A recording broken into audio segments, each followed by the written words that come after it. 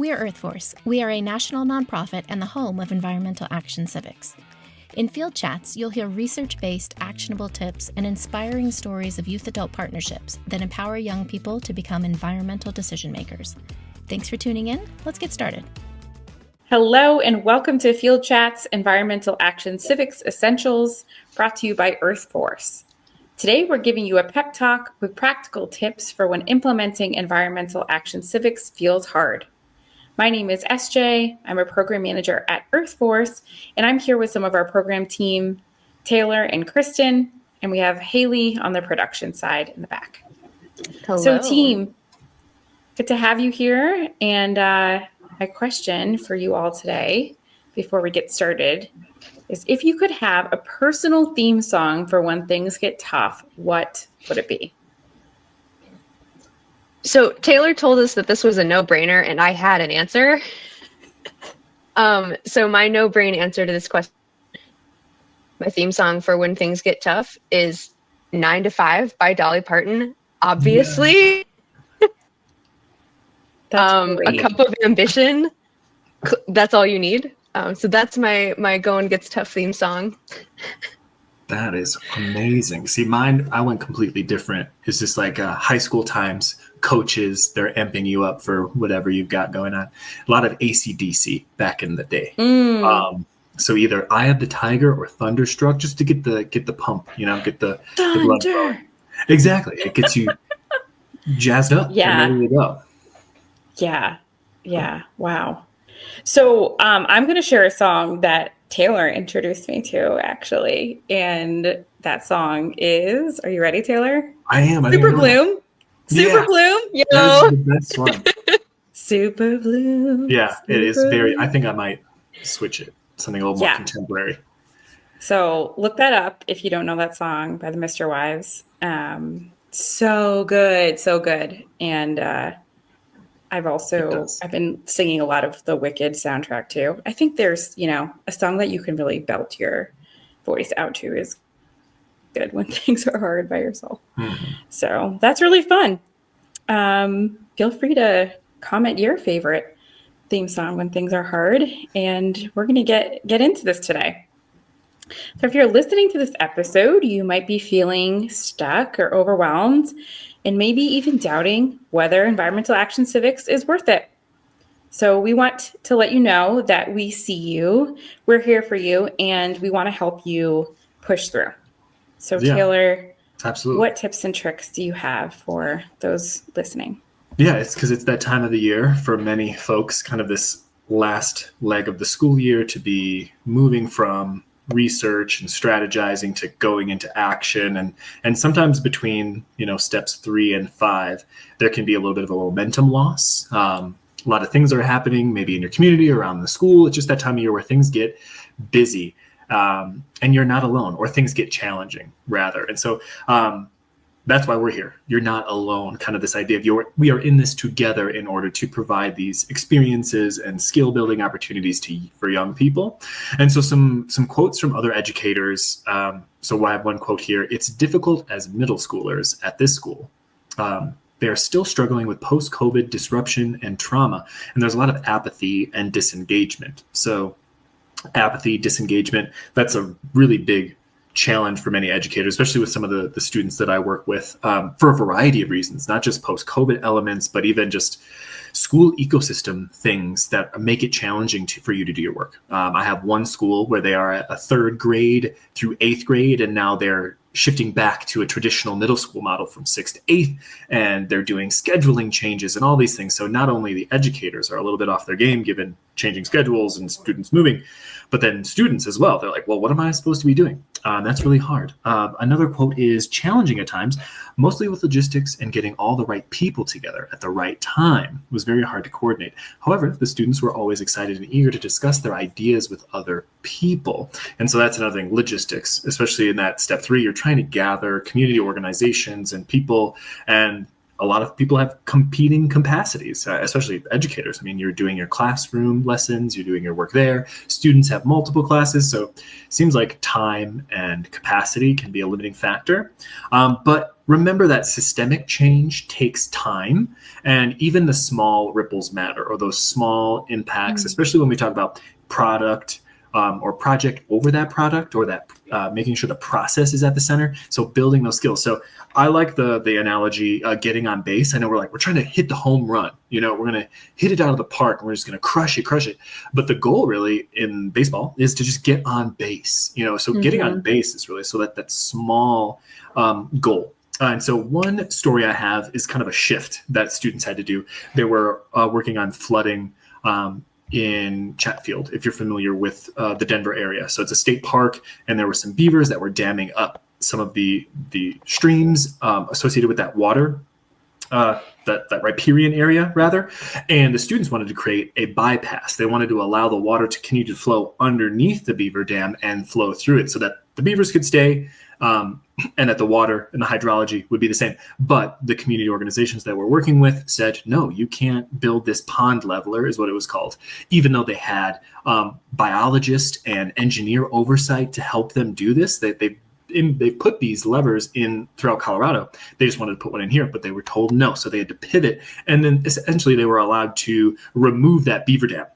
But as you all know, beavers, the sound of running water, they don't like that. So the beavers were going to dam it up right away. So it was an exercise in, all right, we'll do this to illustrate that this method, this strategy that you are proposing is not effective in reestablishing the flow of water. So essentially they spent that day removing that dam, and they went back about 24 hours later, and there were already the beavers starting to plug it up. So that was a shift in their thing. They're like, oh, we can't do the thing we wanted to do originally, shifted, and then rephrased this. Like, all right, we are going to do this strategy to prove that this is not effective. And that's kind of how they framed that project, so that they can then talk about it later, versus saying like, oh, we got to know we didn't get to do what we wanted to do, and then that was that. They shifted and kept moving forward. Yeah. Hearing like a real life example of a pivot is probably so helpful for folks who are out there feeling stuck. Knowing that you can, and that it's a-okay to do so. That really lines up with my piece of sagely advice, which I give at every core training, which is around reframing the process and reframing your project wherever you might need to. And especially reframing those obstacles as opportunities to go into a different direction. A lot of times we'll talk about the example of when you're with your students, say making an ask for change or talking to your school board, making a pitch about something, and you're getting resistance from them, like from say your principal. A good way to flip that one over is, okay, so we've asked for our change and we got a no for an answer. We got a big fat no. How can that inform our path forward? And like, what can we do to take that okay, it wasn't received well, and now what? How do we pivot? And then otherwise, I kind of like to just reframe the whole process. We talk about the Earth Force process as these like steps 1 through 6 with all of these activities nested within each step. And for a, sometimes dire type A person, as I want to be often, that can be really crazy stressful. And so reframing the 6 steps of a prescriptive process as something a little bit more holistic, it can be really helpful. And like in that, knowing that doing things enough is much better than doing them perfectly according to, steps 1 through 6 in order. Kind of that old adage of just like, don't let perfect be the enemy of good. And so we know that like having supported educators going through the process all these years, that it looks different for every single person, every single time in every different place. So it's totally all right if you have to adjust things here or there, tweak them a little bit, do things differently so that it fits your context and it fits your classroom, even if it's not on the book. And I found that to be like a really relaxing thing as I was going through the Earth process my first couple of years as an educator. And then last tip around reframing and kind of getting in that Earth Force mindset is recognizing your hidden wins within your process. And if you've been through one of our trainings within the past couple of years, you will have heard us talk about the 3 essential experiences of environmental action civics that run alongside the Earth Force. And I like to view the 3 essential experiences as a bit of a reframe from the whole process. They kind of take elements and more qualitative pieces of what you're doing and really focus in on, okay, what skills did we build with our students? What positive things came out of this? How did we learn? How did we grow? How did we change? How did our communities learn and grow and change? And it can really just like recenter your mindset as a facilitator from we're doing a project to we're growing citizens. It's all more about the skills and what we're doing rather than did we finish the project? Did we check that box? So if you're in a space where, you were feeling stuck and now you've reframed and kind of gotten into a new mindset, SJ is going to fill us in on some stuff that you can do now that you've got yourself in a good reframe. Yeah, thanks, team. Not much more to add than what you just said, and it said so well. So I think most of us feel like if you're pivoting, if you're feeling kind of stuck, that what is like an actionable strategy to keep going. And so it's so important to have your support system. So to not be facilitating environmental action civics on your own, but from the beginning, identifying who's going to be your supporters, another peer educator, your network. We have a support system built in with our community of practice. It's a virtual network with some smaller spaces as well. But it's a national network where you can share and problem solve for folks who are all over doing environmental action civics. And then this is one of the big things that I work with teachers to do with their students is just simplify your approach. So thinking about how you can just, really think about like chunking this, like maybe it is more of like a multi-year project, but what can you realistically do by the end of this spring? And just really, distilling what is the issue, what is the goal, and perhaps it's just one strategy with multiple tasks instead of, a big goal and multiple strategies then with like tenfold of tasks, right? And so really chunking it into small manageable steps and giving students control over problem solving, letting them taking ownership of those barriers. That's a very real life skill. And then working with them to reflect and really think about, as Kristen, you were stating, the process. Yeah. So celebrating the process, celebrating them going through that. And, just remember that what you're measuring and acknowledging that will grow in time. And that is what is going to communicate to the young people what matters. So celebration and reflection are key.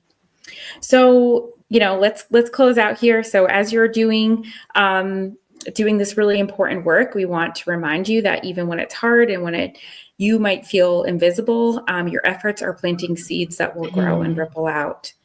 And one simple challenge for our listeners today: what is one thing that you can do today to move forward?